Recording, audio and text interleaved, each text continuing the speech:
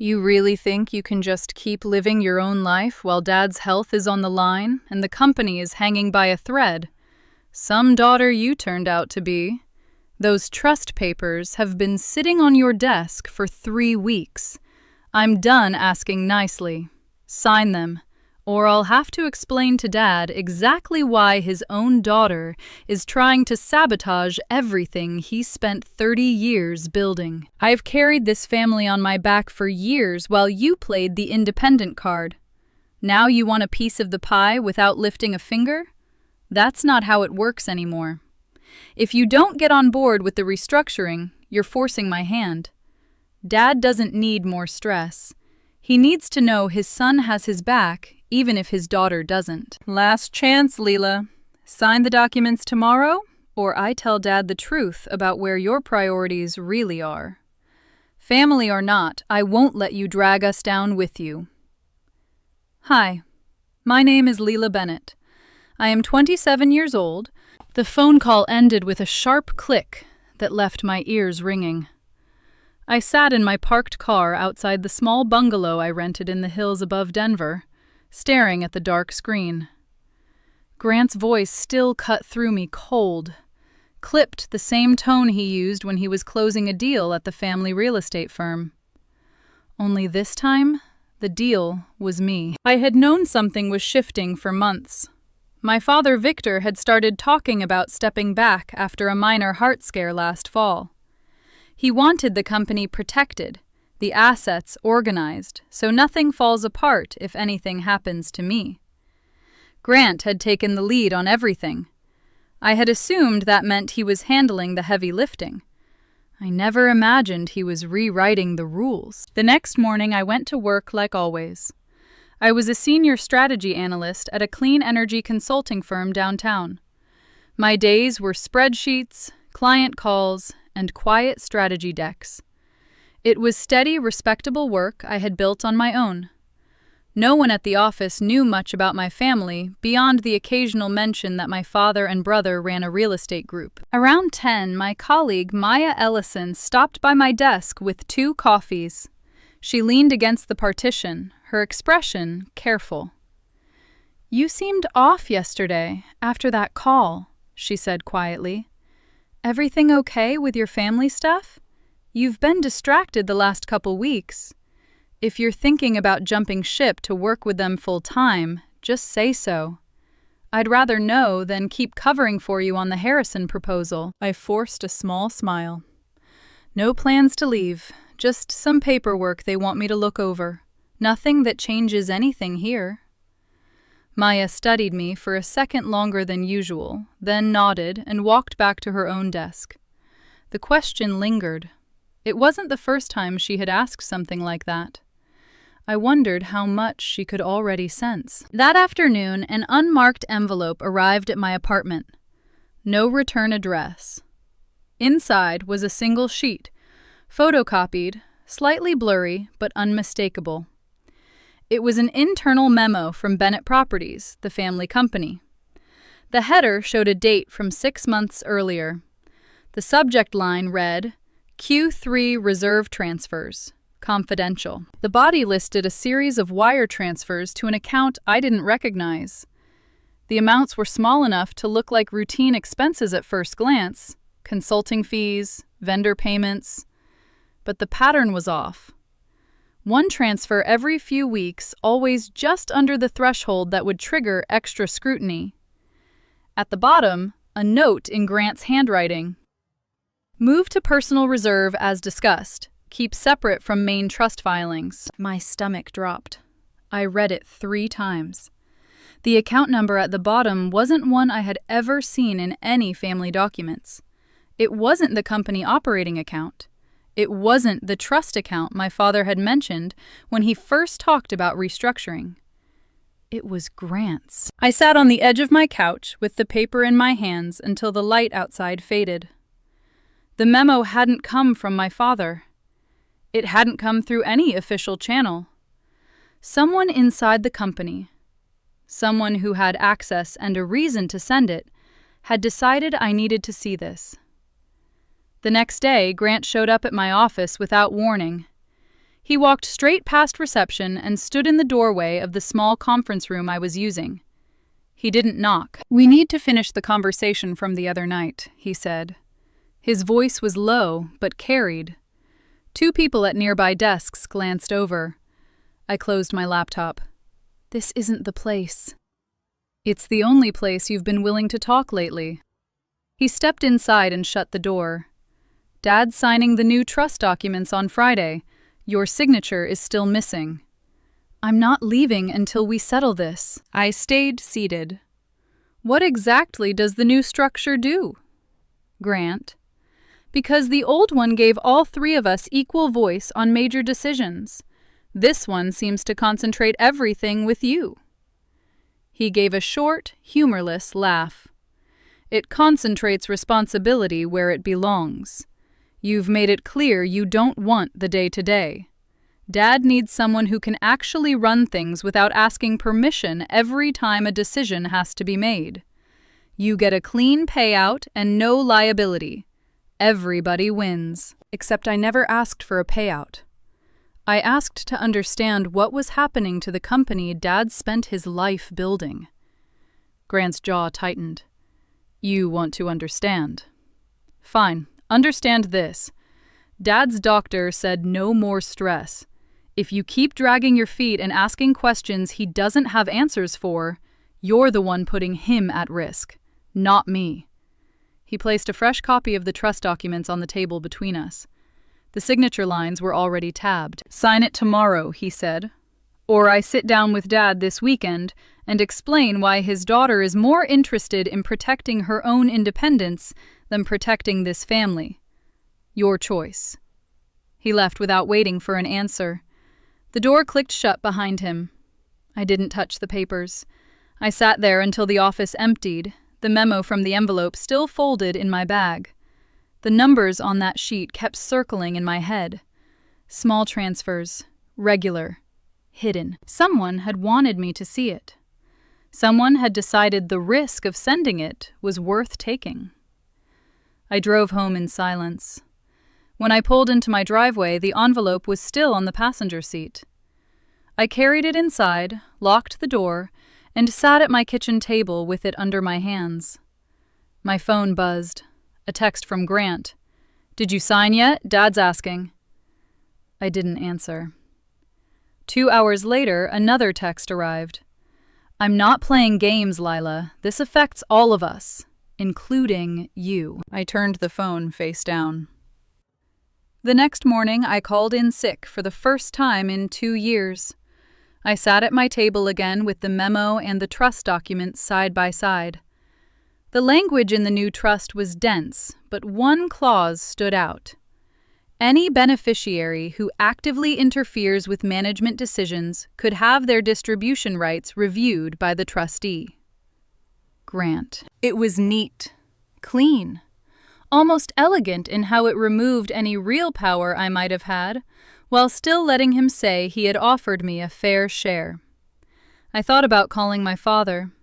I thought about driving to the office and confronting Grant in front of everyone.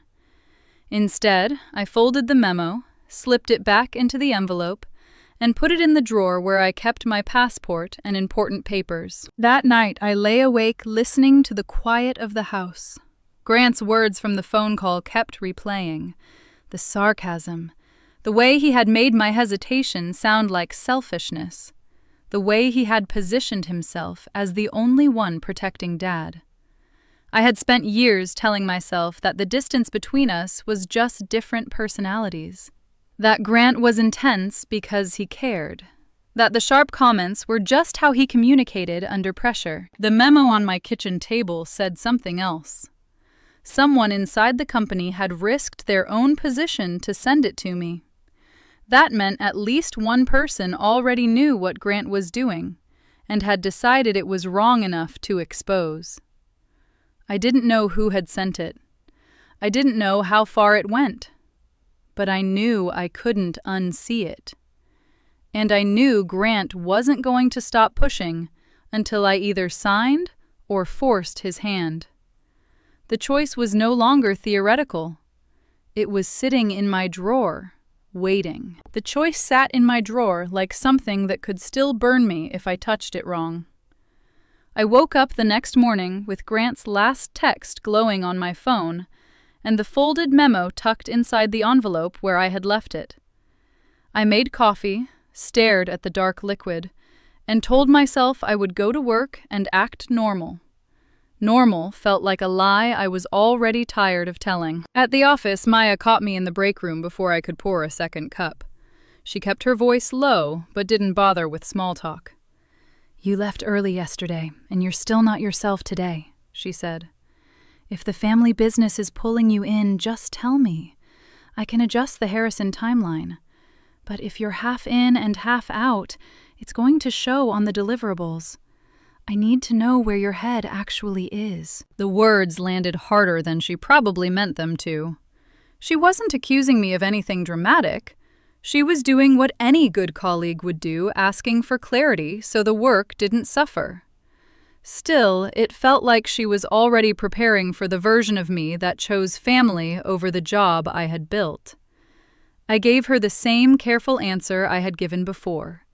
She nodded, but the look in her eyes said she didn't fully believe it. I slipped out at lunch and drove to a quiet coffee shop 2 neighborhoods away. I needed space to think without Maya or anyone else reading my face. I pulled out my phone and called Elena Soto, the attorney who had handled the family's legal work for years. I told her I wanted to review the trust language for my own records before signing anything. She agreed to a short call. Elena was professional and careful with her words. She confirmed the new document concentrated day-to-day authority with the trustee Grant, and that any beneficiary who actively interfered could have their rights reviewed. When I asked why the language had changed so much from the original trust my father had described, she paused. "Grant has been the one driving the revisions," she said. "Your father has been deferring to him on most of the details. Victor wants things settled quickly. He's mentioned wanting less stress." I thanked her and ended the call. My hands felt cold even though the coffee shop was warm. Grant hadn't just suggested the changes, he had shaped them. And my father was going along because he trusted his son to protect the company. My phone buzzed while I was still sitting there. Another text from Grant. "Dad wants this finished by Friday. I told him you're just being thorough. Don't make me look like I was wrong." I didn't answer. Instead, I opened my laptop and searched for the name that had been at the bottom of the memo header. Derek Lang. He had been listed as an internal accountant at Bennett Properties until about 8 months ago. No current contact information showed up. I was about to close the tab when a new email appeared in my personal inbox. The sender was an address I didn't recognize. The subject line was blank. The message was short. I sent the memo. "Meet me tomorrow at 11 at the park on 8th and Elm. Come alone. We don't have much time before Friday." I read it twice. My first instinct was to delete it. My second was to forward it to someone. Anyone who could tell me whether this was real or a trap. I did neither. I saved the email and closed the laptop. That evening, Grant called instead of texting. I almost let it go to voicemail, but something in me needed to hear how far he would push. "You're making this harder than it has to be," he said the moment I answered. His voice was tight, controlled. "Dad asked me today if everything was okay between us. I told him you were just double-checking numbers like the careful person you are. He believed me. For now." I stayed quiet. "He's not well, Leela. The doctor wants him to avoid any kind of conflict or surprise. If you show up on Friday with questions or conditions, you're going to be the one who puts him back in the hospital. Is that what you want?" The jab was personal and precise. He knew exactly which fear would land. I felt it settle in my chest anyway. "I'm not trying to hurt Dad," I said. My voice came out smaller than I wanted.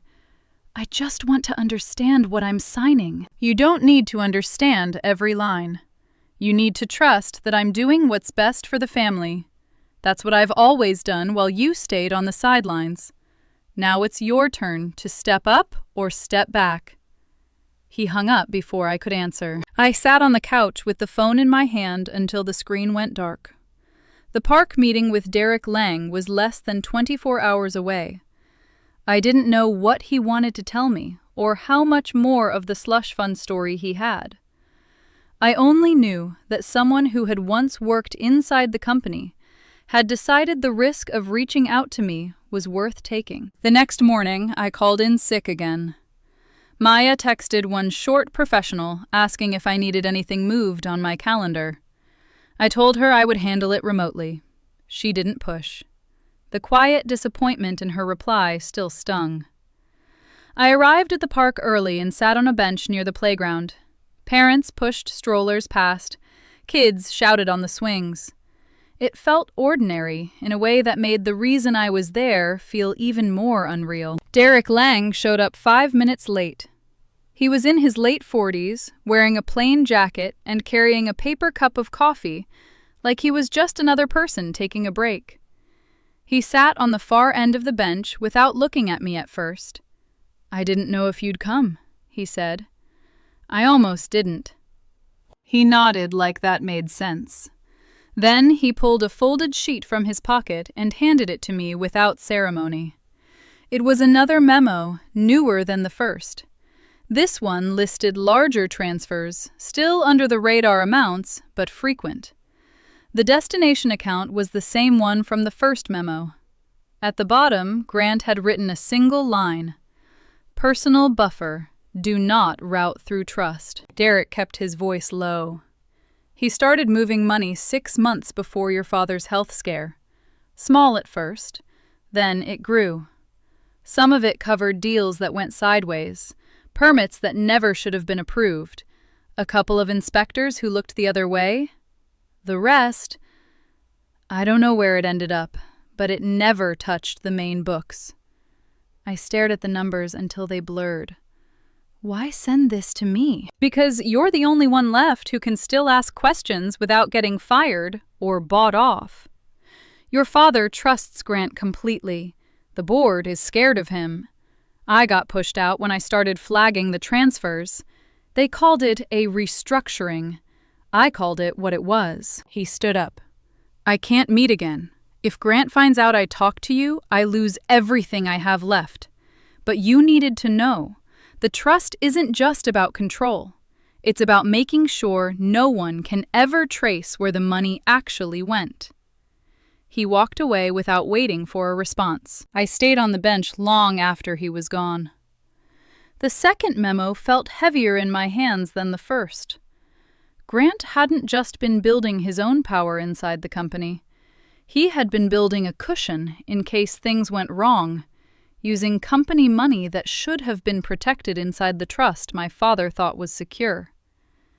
My phone rang while I was still sitting there. It was my father. I almost didn't answer. When I did, his voice sounded thinner than I remembered. "Grant said you might be having second thoughts about the papers," he said. There was no anger in it, only confusion and a kind of quiet hurt. I told him you'd never do anything to make this harder on me. Is that still true, Lila? The question was simple. The weight behind it was not. I closed my eyes and listened to the playground noise around me.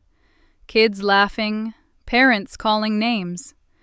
Everything ordinary and far away from the papers in my bag and the memos that had shown me exactly how little my older brother cared about protecting anyone but himself. "I'm still figuring it out, Dad," I said. He was quiet for a moment. Then he said the thing that made the ground shift under me. "Just don't make me choose between my kids. I don't have the energy for that anymore." He ended the call. I sat with the phone in my lap and the second memo on the bench beside me. Grant had already started spinning the story to our father. He had made my hesitation look like disloyalty. And my father, tired, scared, trusting the son who had always been in the room, had believed him enough to call me and ask for reassurance. The choice in my drawer was no longer just about signing or not signing. It was about whether I was willing to keep letting Grant define what loyalty looked like, while he moved money that wasn't his and rewrote the rules so no one could stop him. I folded the new memo and put it with the first one. Then I stood up and walked back to my car. My hands were steady on the wheel, but my chest felt tight in a way that had nothing to do with the cold air. I knew I couldn't keep pretending this was still just family paperwork. Grant had crossed a line I couldn't unsee. And he was already making sure our father would see me as the problem if I tried to stop him. I drove home without turning on the radio. The decision I had been avoiding was no longer waiting in a drawer. It was sitting in the passenger seat with me, and it was getting heavier by the mile. I drove home with the second memo in my bag, and my father's words still in my ears. Grant had already started rewriting the story for him. I was the difficult one. The one who couldn't be trusted to put family first. The one who needed to be managed. When I got inside, I didn't turn on the lights right away. I sat at the kitchen table in the dark and spread both memos out in front of me. The numbers were small enough to hide in plain sight, but they added up to something much larger than routine expenses. Grant had been building a cushion for himself while telling our father the company was secure. He had used the trust revisions to make sure no one else could ever ask the questions that would expose it. I knew I couldn't sign the papers. Signing would make me complicit in whatever came next. But I also knew I couldn't blow everything up in one dramatic scene. That would only give Grant more ammunition to paint me as unstable and selfish. My father was already fragile.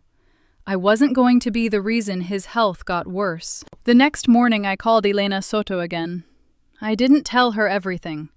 I said I had received some internal documents that concerned me and wanted to know how to protect myself if I chose not to sign the new trust.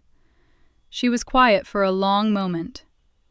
"Send me copies through a secure channel," she said finally. "Don't use your work email. I'll review them and advise you on next steps. Whatever you decide, document everything." I scanned the memos and sent them from a new anonymous account. Then I blocked Grant's number.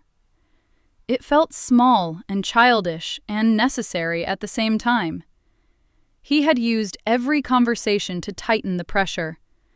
I needed space to think without his voice in my head. Sophia Grant's wife called that afternoon from a number I didn't recognize. I almost didn't answer, but something made me pick up. "Lila, it's me," she said. Her voice was careful, the way people sound when they're delivering news they know will hurt. "Grant is really upset. He says you're refusing to help Dad when he needs it most. I don't know what's going on between you two, but he's talking about cutting you out of everything if you don't sign by Friday. I thought you should know." I closed my eyes. Even Sophia, who had always been polite, if distant, was being pulled into the narrative Grant was building. "I appreciate you calling," I said. "That this isn't something I can explain over the phone. Tell him I'm handling it my own way." She hesitated. "He's my husband. I have to stand with him on this." "I understand," I said. And I did. That was the part that hurt the most. I spent the rest of the week avoiding calls and texts. Maya checked in once more at work, this time in person after a meeting. "You've been off the grid," she said. "If you need to take time for family, just say the word. But if this is going to keep affecting your focus, we need a plan. I'm not trying to pry. I'm trying to make sure the team doesn't get blindsided." I looked at her and realized she was giving me an out I hadn't expected. She wasn't demanding loyalty to the company over everything. She was asking for honesty, so the work could continue. "I'm stepping back from the family business completely," I told her. "Whatever happens there, it won't touch what I do here. You have my word on that." She studied me for a second, then nodded. "Okay, then let's get back to the Harrison proposal. I need your brain on it. That small moment of professional respect felt like the first steady ground I had stood on in weeks. Friday came. I didn't go to any meeting. I didn't sign anything. Instead, I sent a short email to Elena Soto and a separate one to my father. The one to my father was the hardest. Dad, I love you. I always will. But I can't sign the documents Grant wants me to sign. I've seen enough to know they don't protect the family the way you think they do. I'm choosing to step away from the business entirely. I won't be involved in any decisions going forward. Please take care of yourself. I'm sorry if this hurts you. I didn't mention the memos. I didn't accuse Grant. I just set the boundary as cleanly as I could. Grant showed up at my door that evening. He didn't knock politely. He rang the bell twice and then started knocking. I stood on the other side of the door for a full minute before I opened it. He looked furious, but controlled the way he always looked when he was about to close a deal he refused to lose. You didn't show up, he said. Dad is sitting at home wondering why his daughter won't even come to the table. Do you have any idea what that's doing to him? I sent him an email, I said. I told him I'm stepping away. Grant stepped forward like he was going to push past me into the house. I didn't move. You're not stepping away, he said, voice low and sharp. You're throwing a tantrum because you don't get to control the outcome. I've spent years keeping this company alive while you played consultant somewhere else. Now you want to punish me for doing what Dad asked me to do? That's not loyalty, Lila. That's selfishness. The words hit exactly where he meant them to. I felt the old ache, the one that had always made me wonder if I was the problem for wanting my own life. I reached into my bag and pulled out copies of the 2 memos. I didn't hand them to him. I just held them so he could see the headers. I know about the transfers, I said. I know where the money went and why you needed the trust changed so no one could trace it. I'm not signing anything that lets you keep doing it under Dad's name. For the first time since this started, Grant looked genuinely off balance. The mask slipped for half a second. Then it snapped back into place. You have no proof that means anything, he said. And even if you did, who would believe you over me? Dad already thinks you're the one causing problems. If you try to make this public, you'll only make yourself look like the bitter daughter who couldn't stand that her brother was the one he trusted. He was right about one thing. I didn't have the energy or the desire to turn this into a public fight. I didn't want to watch my father's face when he learned what Grant had done. I just wanted out. I'm not fighting you for the company, I said. I'm not fighting you at all. I'm done. Block my number if you want. Tell Dad whatever story makes it easier for him. But I'm not coming back. Not for meetings, not for holidays, not for anything that lets you keep using me as the problem. Grant stared at me. The sarcasm was gone. What was left looked almost like disbelief. You're really going to walk away from your own family over some numbers on a page? I'm walking away because the actions I've seen don't match the words you keep saying about family, I said. That's the only reason I need. I closed the door before he could answer. I heard him stand there for a long moment, then his footsteps on the walkway. The car door slammed. He drove away. I leaned against the door and let myself cry for the first time since this started. Not loud. Just quiet tears that had been building for weeks. It wasn't grief for the money or the business. It was grief for the version of family I had kept hoping still existed underneath the pressure and the manipulation. That version had never been real. Grant's actions had proved it. The next few weeks were quiet in a way that felt both empty and necessary. I threw myself into work. Maya and I finished the Harrison proposal ahead of schedule.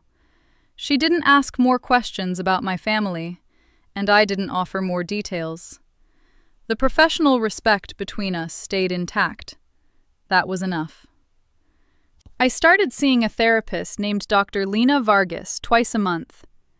In her office, I said things out loud that I had only thought before. That I had spent years making myself smaller so Grant wouldn't see me as a threat. That I had believed loyalty meant staying silent even when something felt wrong. That walking away didn't make me selfish, it made me honest. Dr. Vargas didn't tell me I was right or wrong. She just helped me sit with the truth that actions had already shown me Grant had chosen power and secrecy over the family he claimed to protect. My father had chosen to believe the version of the story that hurt least. I had chosen to stop participating in a dynamic that required me to ignore what I knew. One evening in early winter, I got a letter in the mail. No return address. Inside was a single sheet from my father. His handwriting was shakier than I remembered. Lila Grant says you've made your choice. I won't pretend I understand it, but I also won't pretend I didn't see how hard he pushed. Take care of yourself. I love you. That was it. No demand to come back, no guilt about the business. Just a quiet acknowledgement that something had broken and he didn't have the strength to fix it. I folded the letter and put it in the same drawer where the memos had once lived. I didn't reply. I didn't call. The boundary I had set was holding, and every day it felt less like punishment and more like the only way I could keep breathing. Months passed. I didn't hear from Grant again. Sophia never called. The family business continued without me, and I continued without it. Some days the silence felt like loss. Other days it felt like the first real peace I had known in years. I kept showing up at my job. I kept my word to Maya. I kept seeing Dr. Vargas. Slowly, the version of myself that had been waiting for someone else to prove they cared started to fade. In its place was someone who no longer needed proof. I had seen the actions. That was enough. One night I sat at my kitchen table with a cup of tea and looked at the empty chair across from me. For the first time, the emptiness didn't feel like something missing. It felt like space I had finally claimed for myself. Grant had wanted me to believe that walking away meant I had failed the family. What I had learned instead was that staying would have meant failing myself. Loyalty isn't a word you say when it's convenient. It's what you do when no one is watching and when it costs you something. His actions had shown me exactly where his loyalty lived. Mine lived in the choice to stop letting those actions define me. I blocked his number permanently that night. Not out of anger, out of clarity. Some doors don't need to be slammed. They just need to stay closed. Thank you for listening to my story. If you've ever had to choose between keeping the peace and keeping yourself whole, you know how heavy that choice can feel. Would you cut contact if someone's actions proved their words were never true?